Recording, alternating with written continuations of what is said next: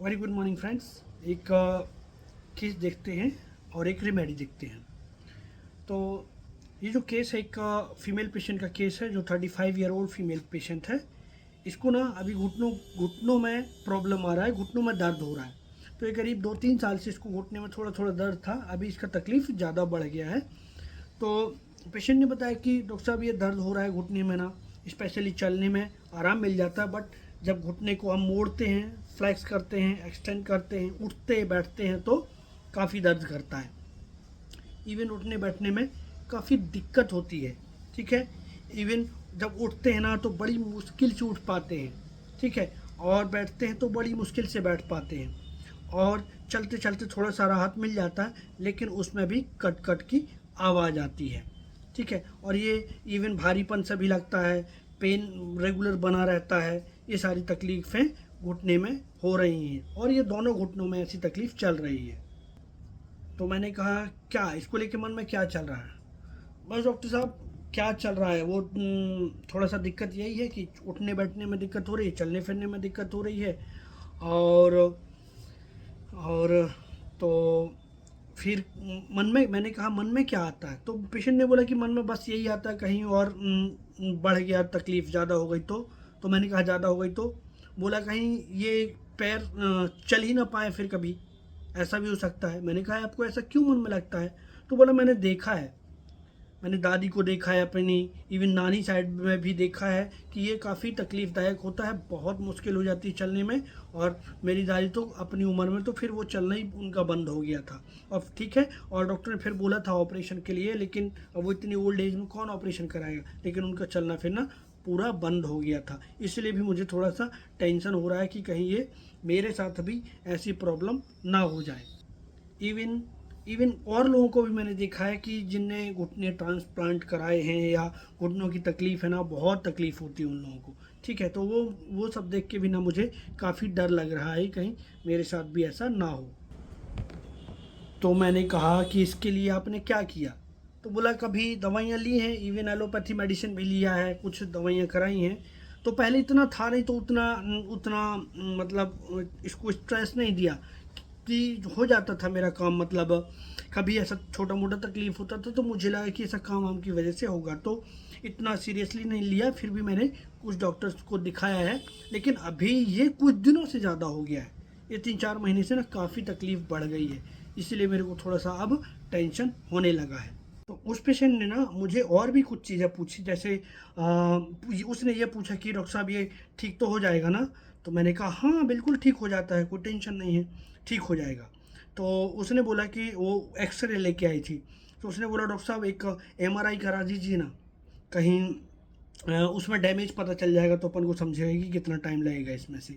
तो एक एमआरआई आप लिख दीजिए तो मैं करा लूँगी। ठीक है, तो अभी आप देखो कि ये जो छोटा सा केस था, इस केस को हमको इतने में ही समझ लेना है। ठीक है, तो इस केस को हम समझते हैं। सबसे पहले ना अभी देखो आप, पेशेंट शुरू से लेके आखिर तक सिर्फ उसके जो जितना सिचुएशन उसने बोला ना, आपको उसी पर रेमेडी के बारे में सोचना है। ठीक है, तो ये पेशेंट ने क्या बोला सबसे पहले, अभी आखिरी में क्या बोला, सीधा सीधा है कि आपको वो कि ये ठीक तो हो जाएगा ना, तो सिंपल लाइट डिजायर ले लो आप। ठीक है, तो ये आप ऐसे क्या करना है इसको कि आपको देखो, आप सबसे पहले पेशेंट आया क्यों आपके पास, ठीक है, उसका कंसर्न क्या पैदा हुआ। ठीक है, तो देखो आप पेशेंट को ना डर लगने लगा है कि घुटनों में तकलीफ है। अब डर किस बात का है उसको, आपके पास आने का रीज़न क्या है? अभी तक इतने टाइम से चल रहा था, लेकिन अभी उसको टेंशन लगी उसको। ठीक है, कि आखिर घुटने में ऐसा क्या हो रहा है। ठीक है, तो थोड़ा सा उसकी एंजाइटी भी थी। तो वो जो एंजाइटी, मतलब इसलिए उसने एमआरआई तक के लिए उसने पूछने की कोशिश करी है ना, एमआरआई तक जाने की कोशिश करी। तो ये एंजाइटी इन द डार्क था उसका। और और उसका जो डर था ना, सबसे बड़ा डर था कि ये मैंने देखा है। ठीक है, आई क्यों? क्योंकि मैंने देखा है। क्या देखा है? तो वो भयंकर देखा है, नानी का देखा है, दादी का देखा है, और कुछ लोगों का देखा है। तो ये horrible thing, sad story affect him profoundly. ठीक है, ये जो है ना हॉरिबल थिंग्स, ये जो सिचुएशन देखी है उसने, ठीक है। हॉरिबल थिंग्स, सैड स्टोरीज का मतलब होता है कुछ भी ऐसी घटना आपने किसी ने आपने आपको सुना दी, यार वहाँ पर बहुत भयंकर एक्सीडेंट हुआ था, मैंने देखा है, वो आपने सुन लिया, वही आप इम्प्रेशन कैरी किए जा रहा है और आप डरने लगे हो। तो this is horrible thing, sad story affect him profoundly. अब उसने क्या इफेक्ट किया, उसको डर पैदा कर दिया। काय का? पेन का। एक तो दर्द भी होता है, देखा है उसने, तो फियर ऑफ पेन। और क्या हो जाएगा, ऐसी रहा तो मेरा तो घुटने चलना बंद हो जाएगा, तो फियर अरेस्टेड ऑफ बीइंग, ठीक है, वो बंदा अरेस्ट हो जाएगा। सबसे बड़ा प्रॉब्लम उसको ये आ रहा है, ठीक है। आगे को लेके आगे मेरा कैसे चलेगा, यदि ऐसी रहा अरेस्ट हो जाएगा तो फिर आगे क्या होगा, तो एंजाइटी फ्यूचर अबाउट, ठीक है। और यही समस्या काफ़ी बड़ी बन जाती हैं, ठीक है। चलना फिरना दूभर हो जाएगा, सारी समस्याएं, मतलब एक बड़ा समस्या बन सकता है, इवन किस लेवल पे कि घुटने तक बदलने पड़ सकते हैं, ठीक है। तो ये है फियर ऑफ इम्पेंडिंग डिसीज़। ये देखो आप, ये सारी जब रूब्रिक लोगे, और एक बहुत इंटरेस्टिंग रूब्रिक है इसमें ना, अभी आपको समझा होगा कि रिमेडी का क्लू समझा होगा कि ये जो घुटने, चलना बहुत दिक्कत हो रहा है, बैठना दिक्कत हो रहा है, ठीक है, उठने में बहुत दिक्कत हो रही है, तो दिस दिक्कत इज ऑल्सो, उसका जो फ्लो है ना वो अटक रहा है, उसका फ्लो, जैसे हम उठ के फटाक से चल देते हैं, तो ये पेशेंट क्या बोलेगा, डॉक्टर साहब मैं उठती हूँ ना, बहुत धीरे धीरे धीरे चलती हूँ, फिर आगे फ्लो मेरा बढ़ता है। तो this is what delusion hindered, this is the main crux of this remedy, ठीक है। तो ये पेशेंट ना अपनी किसी भी प्रॉब्लम की वजह से अपने आप को अटका फील करता है। अटका मतलब अटक नहीं गया, उसके जो फ्लो है उसमें रुकावट आती है, ठीक है। So this is hindered. अभी आप देखो, एक पेशेंट हिंडर्ड के लिए, हिंडर्ड का एक और एग्जांपल मैं दे रहा हूँ आपको। एक पेशेंट बोलता है, डॉक्टर साहब मैं कपड़े नहीं पहन पा रही हूँ अपने हिसाब की, ठीक है, जो स्किन का प्रॉब्लम है ना, अभी देखो आप कि मुझे शादी में जाना है, पार्टी में जाना है ना, तो मुझे अब 2 पीस वाला जो शर्ट पहनना है, तो अब मेरा वो पेट दिखेगा, ठीक है, तो मैं उस तरीके के कपड़े नहीं पहन पा रही हूँ, ठीक है। So this is also hindrance, ठीक है। तो हिंडरेंस में और भी रेमेडी है। तो थूजा का रूटा का हिंडरेंस क्या है, उसका जो काम में रुकावट आ रहा है, उसका भी आप देखो, चलना फिरना बहुत दिक्कत हो रहा है, तो दिस इज हिंडरेंस। और आखिरी में उसने क्या पूछा कि डॉक्टर साहब ये ठीक तो हो जाएगा ना, तो लाइट डिजायर सिंपल ले लो। अभी और देखो, एमआरआई भी करा दो डॉक्टर साहब, तो ये है light desire to be sunlight, ठीक है। इवन पेशेंट आपके पास आएगा, डॉक्टर साहब है क्या, this is simple light desire, doctor साहब आप एक सोनोग्राफी लिख दीजिए ना, ठीक है, आपने बता दिया, आपको समझा दिया, तो उसको यदि लाइट डिजायर सिंपल है तो वहाँ रुक जाएगा पेशेंट, लेकिन उसको और चाहिए, उसके अंदर का देखना है, तो लाइट का मतलब लाइट डिजायर, इसको उस लाइट की चाहत है जहाँ पे आप अच्छे से चीज़ों को देख सकते हो आप, ठीक है। ठीक वैसे ही जब आपके रूम में थोड़ा सा अंधेरा रहता है तो आप बाहर जाते हैं, ठीक है, light desire to be sunlight, है ना। सनलाइट का मतलब जिसमें आप चीज़ों को ओपनली अच्छे से देख सकते हो आप, ठीक है। तो ये एमआरआई बड़ा टूल जो इन्वेस्टिगेशन का होता है ना, ये पेशेंट रिकमेंड करता है आपसे, ठीक है। तो this is light desire to be sunlight. तो इस तरीके से ये जो रेमेडी थी रूटा, ठीक है।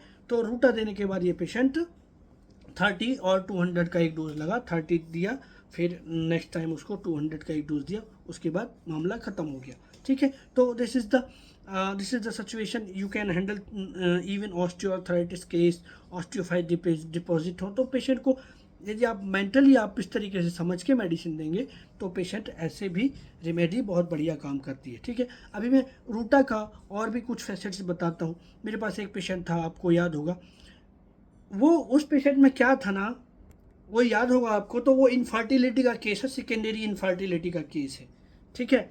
तो उस पेशेंट में क्या होता था कि इसमें बहुत इंटरेस्टिंग और रूब्रिक है।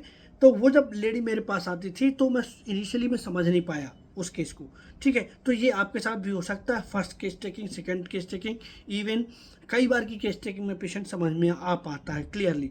तो अभी देखो आप, इसका मैं एक्यूट मैनेज कर देता था और ये अभी आती थी और चली जाती थी।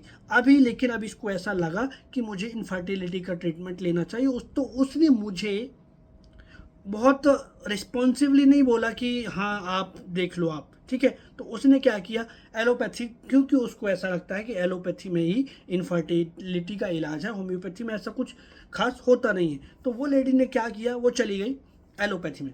एलोपैथी में 1 साल इलाज लिया उसने, 1 साल बराबर इलाज लिया, बट उससे कोई रिजल्ट नहीं आया। तो फिर अब उसने दवाइयाँ भी छोड़ दी। अभी 6 महीने से कोई दवाई नहीं ले रही थी। तो अभी मेरे पास काय के लिए आई थी, ब्रेस्ट पेन के लिए, ठीक है, क्योंकि मैं हर बार उसका एक्यूट मैनेज कर देता था, ठीक है। तो उसका ब्रेस्ट पेन में क्या बोलती है वो, मेरे को चिड़चिड़ होता है, ठीक है। अभी मैंने ब्रेस्ट पेन की टोटलिटी ली, चिड़चिड़ होता है, मन उदास हो जाता है डॉक्टर साहब दर्द के टाइम पे, ठीक है, मन उदास हो जाता है और अच्छा नहीं लगता। और भी कुछ रूब्रिक थे। और एक बहुत इंटरेस्टिंग ऑब्जर्वेशन था, हर बार जब मैं उससे सवाल पूछता था, देखो तो ये कौन सा, एक तो करेंट सिचुएशन का रूब्रिक थे वो दोनों, sadness pain from, irritability pain during, ठीक है। और वही मैंने बोला सैडनेस पेन फ्रॉम, बहुत इंपॉर्टेंट और इंटरेस्टिंग रूब्रिक है सैडनेस पेन फ्रॉम रूटा का, ठीक है। एंजाइटी पेन फ्रॉम, ठीक है, एक रूब्रिक और ये भी था, एंजाइटी पेन फ्रॉम, दर्द क्यों हो रहा है डॉक्टर साहब ये। अभी देखो, लेकिन ये करंट सिचुएशन के रूब्रिक थे। अब ये पेशेंट आती है ना, और हर बार जब मैं पूछता हूँ कि आपको ये तकलीफ है तो इससे क्या दिक्कत है, तो वो अच्छी जोर से समझा आपने, वो अच्छी जोर से हंसती थी। मैं कोई क्वेश्चन करूं वो हंसती थी। तो मुझे बाद में समझ में आया कि ये मेरे क्वेश्चन के ऊपर हंस रही है। अभी आप समझे, क्योंकि उसको ना लगता है, इसको भी रूटा दिया था, तो रूटा को लगता है कि क्या अजीब से सवाल पूछ रहा है। तो इसके लिए हमारे पास रूब्रिक है, laughing ludicrous things seems to, ठीक है, लाफिंग थिंग्स ल्यूडिक्रस सीम्स।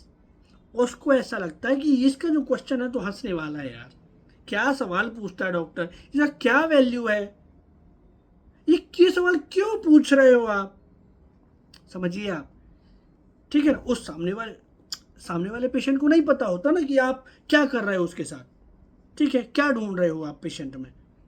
तो यू वुडंट बिलीव, उसको रेमेडी दिया रूटा, और रूटा दिए जाने के बाद 2 महीने बाद उसकी प्रेगनेंसी पॉजिटिव हो गई, ठीक है। अभी अभी उसको नहीं पता कि वो क्यों प्रेग्नेंट हो गई, क्योंकि उसको थोड़ी पता कि अपन ने ब्रेस्ट पेन की रेमेडी दिया है कि उसकी रेमेडी दे दी इस बार, ठीक है। तो समटाइम्स या many times you can get some clue through acute situation, है ना। तो कई बार वो उस एक्यूट में पूरी पर्सनैलिटी आ जाती है। तो इस तरीके से हमने उस पेशेंट को रूटा देके उसका इनफर्टिलिटी सॉल्व किया। अब वो 2 महीने बाद आती है, काय के लिए कि आप डॉक्टर साहब मैं प्रेग्नेंट हो गई हूँ, तो मुझे कुछ ऐसी दवाई दो। अभी सर्दी खांसी था उसका, ठीक है, सर्दी खांसी का प्रॉब्लम था। तो वो काय को आई सर्दी खांसी के लिए। तो अभी देखो उसका केस भी मैं यहाँ पे ऐड कर देता हूँ कि वो नहीं आई, उसके हस्बैंड आता है, ठीक है। तो हस्बैंड आता है, काय के लिए आता है कि डॉक्टर साहब इसकी दवाई दे दो।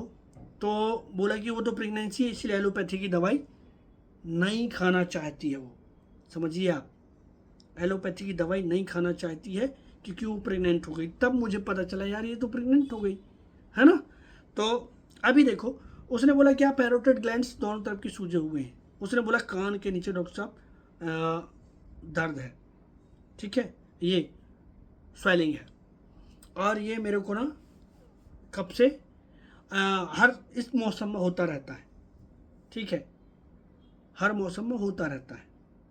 तो और मुझे एलोपैथी दवाई नहीं खानी है क्योंकि वो नुकसान करती है, और बेबी भी है पेट में, इसलिए मुझे वो दवाइयाँ नहीं खानी है।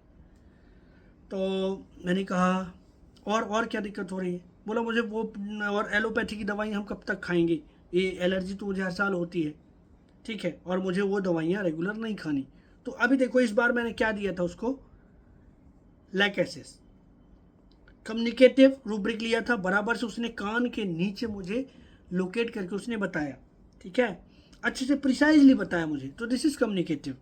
दूसरा, फियर अनड्यूरेबल आइडिया ऑफ मैरिज, उसको एलोपैथी की दवाइयाँ से शादी नहीं करनी है कि वो ज़िंदगी भर थोड़ी दवाई खाते रहेंगे हम इससे, ठीक है। और फियर पॉइजनड बीइंग ऑफ, और prejudice traditional, fear poison being of कि ये दवाइयाँ नुकसान करती है, मुझे नहीं खानी है, ठीक है, कहीं नुकसान ना कर दें, इसलिए वो होम्योपैथी चूज कर रही है। और ऑब्जेक्टिव रीजनेबल, ये उसने कहा नहीं, बट उसका आने का सेंस यही है कि आप हर बार मुझे ठीक कर देते हो, इसलिए मैं आपसे मदद ले रही हूँ, ठीक है। और क्या, ये तो ये सारे रूब्रिक के ऊपर मैंने उसको प्रिजुडाइज ट्रेडिशनल कि ये मेरा तो ट्रेडिशन बन गया, हर बार सर्दी, हर बार इस मौसम में ये प्रॉब्लम हो ही जाता है, तो इस बार मैंने उसको क्या दिया लैकेसिस, ठीक है। लैकेसिस से वो तुरंत दूसरे दिन ही सेटल हो गए। तो this is a case of रूटा, जैसे मैंने 2 केस आपको शेयर किए। तो रूटा क्या रेमेडी है ना, रूटा बहुत इंटरेस्टिंग रेमेडी है। You can gate many case of ruta in your clinic, but हमको इसका पता होना चाहिए कि ये पेशेंट हिंडरेंस में आता है, एंजाइटी डार्क में आता है, लाइट डिजायर चाहिए उसको, even light desire to sunlight चाहिए, इस लेवल की उसको लाइट चाहिए क्योंकि इतना ज़्यादा डर रहता है। एंजाइटी पेन फ्रॉम, ठीक है, सैडनेस पेन फ्रॉम, दर्द में वो दुखी हो जाता है पेशेंट। तो all these are the shades of Ruta. Yes, एक और इंटरेस्टिंग केस मैं ऐड कर देता हूँ, छोटा सा ही केस बड़ा है बट मुझे बहुत याद नहीं है अभी उसका पूरा रिकॉर्डिंग है। तो अभी देखो आप, वो पेशेंट को ना पाल्पिटेशन होता था, ठीक है, पाल्पिटेशन होता था बहुत ज़्यादा, उसकी हालत ख़राब हो जाती थी, उसको डर भी होता था कि क्यों हो रहा है, ठीक है, वही एंजाइटी इन द डार्क फिर लिया हमने। अभी देखो कितना इंटरेस्टिंग, इवन ना कई डॉक्टर्स से सालों से चल रहा है, उसको सारी मेडिसिन ले ली, इवन उसको कोलेस्ट्रॉल का प्रॉब्लम है, थायराइड का प्रॉब्लम है, बहुत सारी प्रॉब्लम्स, ठीक है। तो उसको ना उसके घर में उसकी देवरानी के साथ नहीं जमता बराबर से, तो वो क्या करती है कि देवरानी के साथ जमता नहीं है बट वो अपना मुंह बंद रखती है, नहीं खोलती है, क्योंकि घर में लड़ाई झगड़ा होगा और मुझे वो पसंद नहीं आता, ठीक है। तो एक रूब्रिक है हमारे पास, हारमोनी डिजायर, हमको डॉक्टर साहब घर में किचकिच अच्छी नहीं लगती, दिस इज हारमोनी डिजायर, घर में सुख शांति बनी रहे, तो हारमोनी डिजायर भी उसका रूब्रिक था। और उसने बराबर से मुझे सब चीज़ें क्लियर कट बताई, ठीक है, कि उसको कैसे तकलीफ होती, क्या होती, कहाँ से कहाँ तक दर्द होता है, तो दिस इज कम्युनिकेटिव। और तो उस पेशेंट को ना सीधा मैंने क्या दिया, रूटा दिया, और पूरा डिटेल है कि इसका मैं छोटे से रूब्रिक आपको समझाने की कोशिश कर रहा हूँ, और इस रेमेडी को और एम्फिसाइज कर रहा हूँ कि ये हारमोनी डिजायर की रेमेडी है, सुख शांति इसको पसंद है। तो उसको रूटा देने के बाद उसका नेक्स्ट फॉलोअप ही 3-4 दिन में ही उसका पाल्पिटेशन टोटल ख़त्म, ठीक है। और पूरी फैमिली उस केस को, मतलब देखो आप जब आप होम्योपैथी ट्रीट करते हो ना पेशेंट, तो patient is very faithful on you, ठीक है, तब वो पेशेंट आपका बहुत क्लोज हो जाता है। इवन बहुत सारे पेशेंट उसने रिफ़र किए, तो आपको यही करना है, आपको ना प्रोमिनेंट देख के, आपको पेशेंट को समझ के आपको रेमेडी देनी है, तो आपका काम बनेगा, आपकी प्रैक्टिस अच्छी होगी। So friends, this is little about Ruta remedy. This is interesting remedy. You can use a lot in your clinic with the good results. And so this is the impact of mind method. So you learn mind method and apply in your practice. This is about Ruta and case. Thanks for watching. And जिनको interest है homeopathy से जुड़ने का, mind method learn करने का, तो आप लोग मुझे कांटेक्ट कर सकते हैं। Thanks for watching.